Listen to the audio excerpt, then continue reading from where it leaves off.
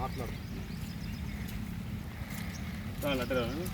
Voice తీసుకుంటాను వడ్లది సంచులు అది తీపిస్తూ ఇక చూపి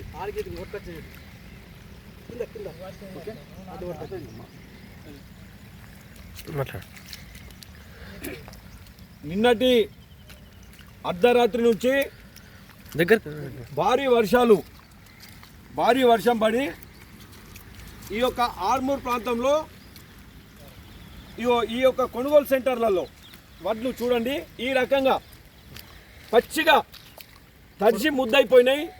మేము చాలా రోజుల నుంచి ఈ ప్రభుత్వానికి చెప్తా ఉన్నాం, జిల్లా కలెక్టర్ గారు చెప్పడం జరుగుతూ ఉంది, అయ్యా ఈ తూకాలు ఎందుకంటే వెంటనే వేయించండి, తూకాలు వెంటనే వేపిస్తే ఎందుకంటే వాతావరణ శాఖ ముందస్తు వర్షాలని చెప్తా ఉంది, ఒక పక్క వాయుగుండం ఉంది, వడగండ్ల వానలు వచ్చే పరిస్థితి ఉందని చెప్తా ఉన్నా కూడా ఈ రోజు వరకు కూడా ఇప్పుడు మనం ఈ ప్రాంతం చూస్తూ ఉన్నాం పూర్తిగా ఇగో ఇక్కడ చూడండి ఈ అడ్లు మొత్తము అక్కడికి వెళ్ళి ఇక్కడ దాకా ఈ అడ్లు ఇవన్నీ కొట్టుకురావడం జరిగింది.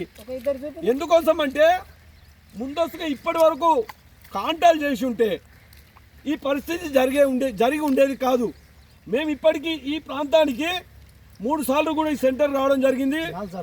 ఇక్కడి నుంచే డీసీఓ గారు కానీ, డిఎం సివిల్ సప్లై గారు కానీ, జిల్లా కలెక్టర్ గారు కానీ చెప్పడం జరిగింది, సార్ దయచేసి ఇక్కడ డౌన్లో ఉంది, ఇక్కడ ఎందుకంటే ఏ కొద్ది వర్షం పడ్డా నీళ్ళు ఆగిపోతూ ఉంటాయి, దయచేసి ఇక్కడ నుంచి వెంటనే తూకాలు వేసి రైస్ మిల్లర్కి పంపించాల్సిందిగా చెప్పడం జరిగింది. కానీ ఈ రోజు వరకు ఇక్కడ మనం చూస్తూ ఉన్నాం, ఇగో ఇక్కడ ఈ నీళ్లు ఈ కుప్పలన్నీ కూడా నీళ్ళలోనే ఉన్నాయి.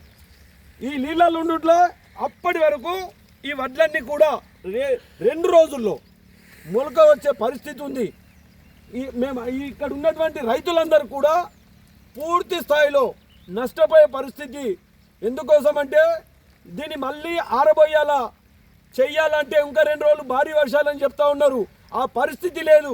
దయచేసి ఇప్పటికన్నా ఈ ప్రభుత్వం మీరు యుద్ధ ప్రతిపాదికన హమాలీలను పెట్టి తడిచిన ధాన్యాన్ని యథావిధిగా తూకాలు వేసి రైస్ మిల్లర్స్ పంపించాల్సిందిగా ఈ ప్రభుత్వానికి దండం పెట్టి చెప్తా ఉన్నాం. ఎందుకోసం అంటే ఈ మళ్ళీ ఇవాళ భారీ వర్షం పడితే ఇక్కడి నుంచి నీళ్లు బయటికి వెళ్ళడానికి ఆస్కారమే లేదు కనుక ఇప్పటికే మనం ఇంతగానో అడ్లు కొట్టుకుపోయినాయి. పెద్ద ఎత్తున అనేక రకాలుగా రైతాంగం నష్టపోతా ఉన్నా ఇప్పటికీ ఈ ప్రభుత్వానికి చీమ కుట్టినట్టు లేకుండా పోతా ఉన్నది. ఒక పక్క మొన్నటి వరకు పోయినటువంటి వడ్లకేమో డబ్బులు రావు, మరియు కళ్ళాలో ఉన్నటువంటి వడ్లనేమో తూకాలు వేయరు, ఇవి ఈ రకంగా తడిచిపోతూ ఉన్నాయి.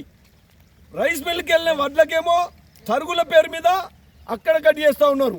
అనేక రకాలుగా రైతుల్ని నట్టేట ముంచుతున్నటువంటి ప్రభుత్వం ఇప్పటికైనా కళ్ళు తెరిచి తడిచిన ధాన్యాన్ని కూడా యథావిధిగా కొనుగోలు చేయాలని చెప్పి ఈ యొక్క ప్రభుత్వాన్ని వేడుకుంటా ఉన్నాం.